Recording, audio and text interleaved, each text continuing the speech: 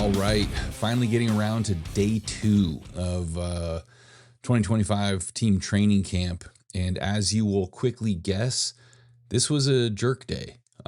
So this morning session, like day 1 Monday is more of a technique focused session. They're not really doing anything heavy. This is all about getting prepared for the afternoon session, technically, but also kind of making the body feel better with getting warmed up earlier, um, rather than coming into a heavy, difficult, longer session, having been sedentary all day or anything like that. So we've got everyone basically doing the same thing.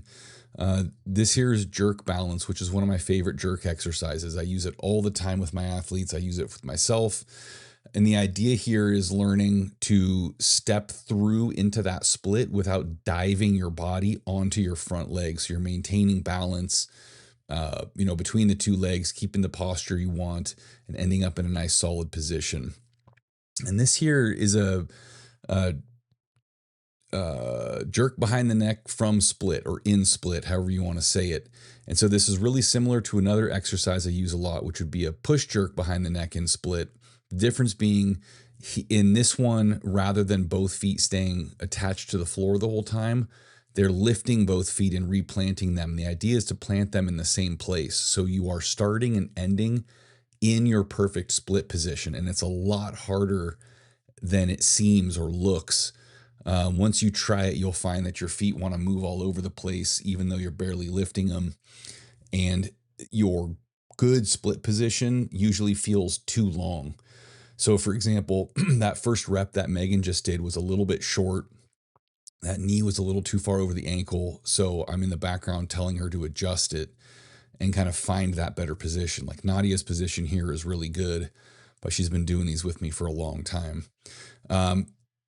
Ronya here, for example, this is a good exercise for her because one of her issues with the jerk is that she tends to lock her back knee. So this is a chance for her to really feel that back knee having that little bit of bend in it that we're looking for, so she can absorb those lifts straight down as needed, rather than having that back knee totally locked straight, which is then just going to push her forward onto the front foot, which is also going to push the bar forward.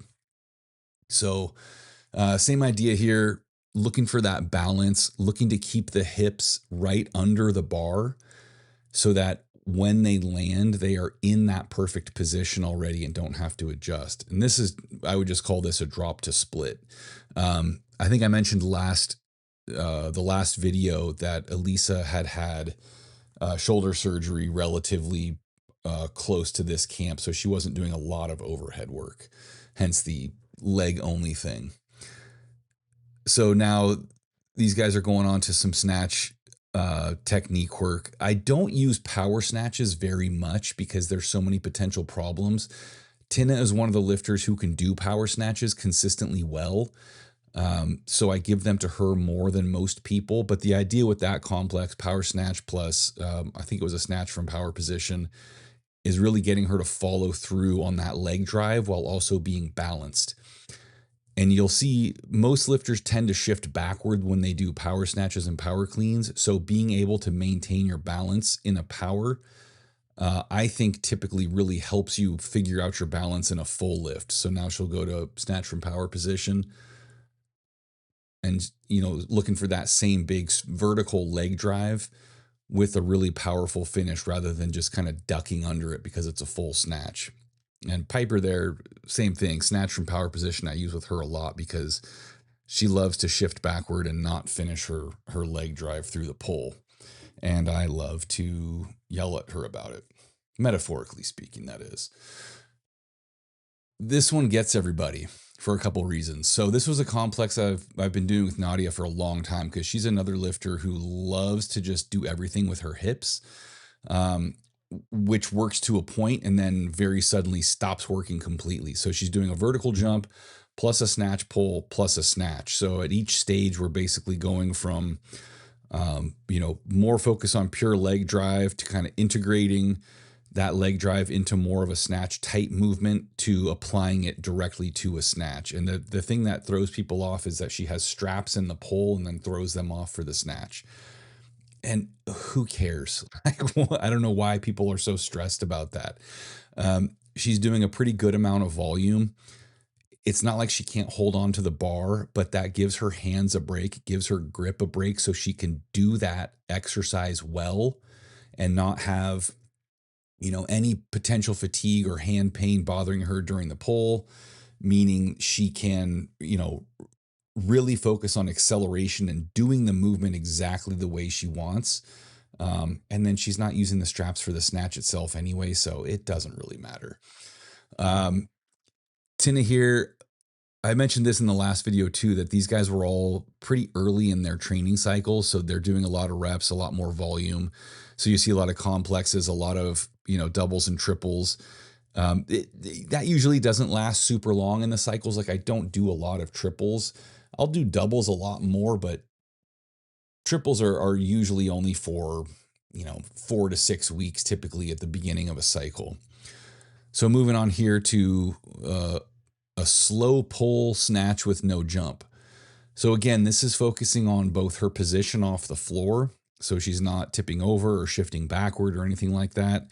But that slower pace in the first pull also sets her up to continue pushing through the top of that extension better. When people go really fast off the floor, especially on lighter snatches, it's more likely that they're going to cut that pull off and rush under because they've already generated quite a bit of speed. And if they put maximal acceleration and a complete pull on it, they're just going to basically muscle snatch it. Like it's just going to fly through the ceiling. So the way you get around that is instead of messing with the second pull, which we would like to preserve as much as possible and keep it as similar as possible to, a full effort, complete extension like we would have in a full snatch, is you slow that first pull down a little bit so you don't have as much speed going into the second pull. And essentially, you're just trying to replicate the tempo of a heavy snatch, right? Which is naturally going to be a bit slower in the first pull. You're not going to be able to accelerate it so maximally like you can when it's, 60, 70%. Piper doing that push press plus jerk combo. She's really good at jerks. She's jerked 90 and she's a little tiny, teenage 48 kilo lifter. And she's very good at jerks, but she has a bad habit of cutting her drive short, especially after cleans. So it's that push press plus jerk is a good way to kind of reinforce that more complete leg drive. Because you get to practice it in a push press. You're not trying to quit the drive early in a push press to get under the bar because you're not getting under the bar. So it's easier to commit to that full drive in a push press. And then she has the opportunity with one or two jerks after to kind of replicate that same drive. So Tina here is one of my favorite jerkers. Like she's very solid in her dip and drive, in her split. And watch this back foot relative to front foot. I just happen to remember this. So that's a good example. And I think there's one later with Nairobi where you see that back foot is contacting the floor just a split second before the front foot. And it's important to remember that this is not something that they're not staggered so dramatically that you should be able to see that in real time. Like if you're watching in real time or, paying attention to how it feels when you're actually doing the jerk, it should essentially look and feel like your feet are landing at the same time. If it's really noticeable when you're watching someone jerk in real time that their back foot is hitting first, then it's way too pronounced. You don't want to be staggering it like that. But we really do want that back foot on the ground first because that stabilizes the hips and helps keep them under the bar, which means that you can continue stepping that front foot forward. If that front foot lands first, what happens is it's going to tend to land short. And then as you load it, it's going to push your hips backward out from under the bar. And that's how you get into that position where your back foot is way overreaching and you're leaning really far forward and you can't support that bar. It's the same basic effect as pushing the bar forward, right? Your hips, your base, your balance are behind the bar, which means, as it gets heavier, at some point you physically cannot support it and it's a miss. And when the lighter weights, you're just going to have to recover forward and kind of chase it.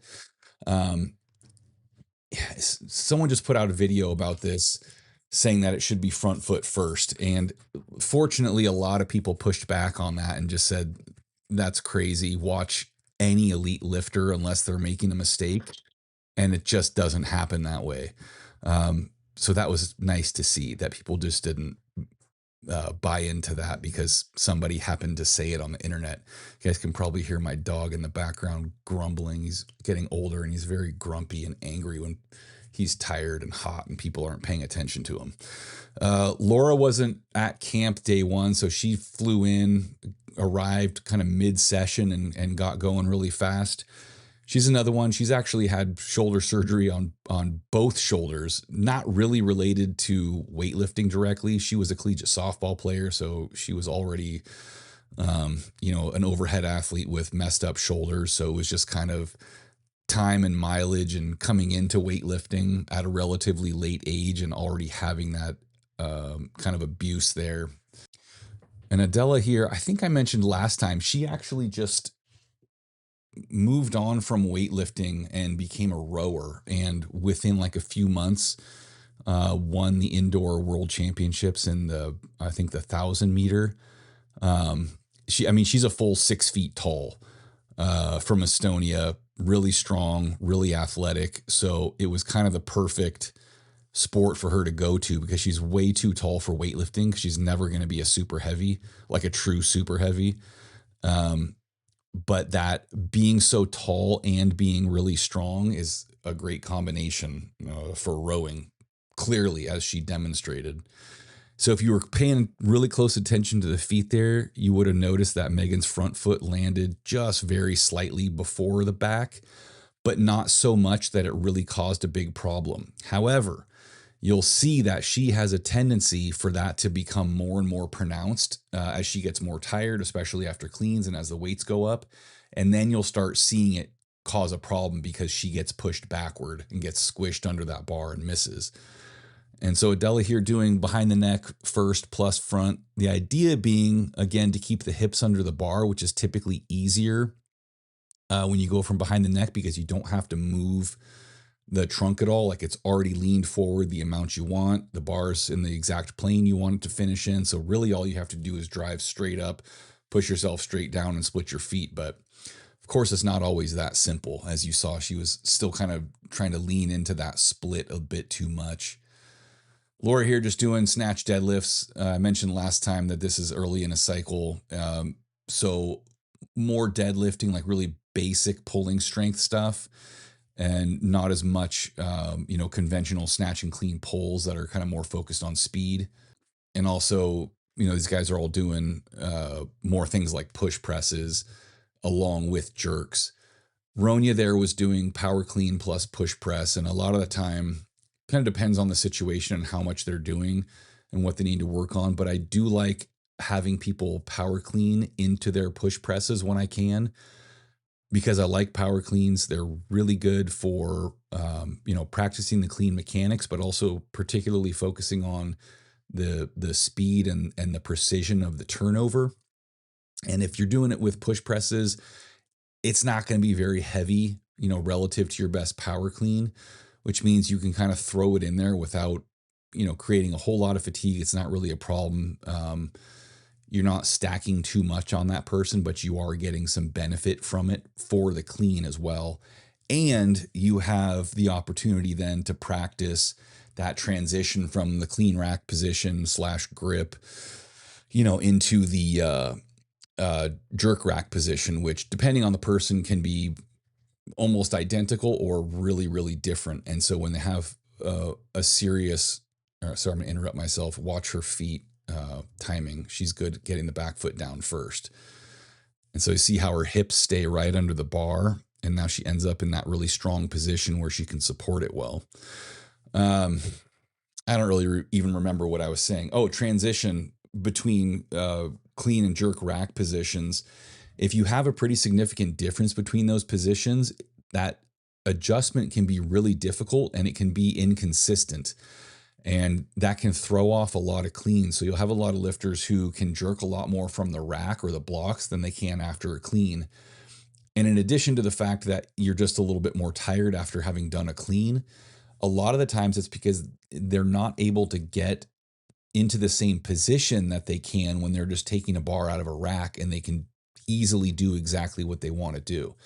So the more opportunities you can give them to practice, or the more opportunities you can give yourself to practice that adjustment so that it becomes really consistent and reliable, but also kind of second nature. Like you shouldn't have to be consciously thinking your way through that. I mean, that's the goal for all of this stuff, but that something like that in particular should be something that you practice so regularly that you never even think about it. You just do a clean and then you go do a jerk.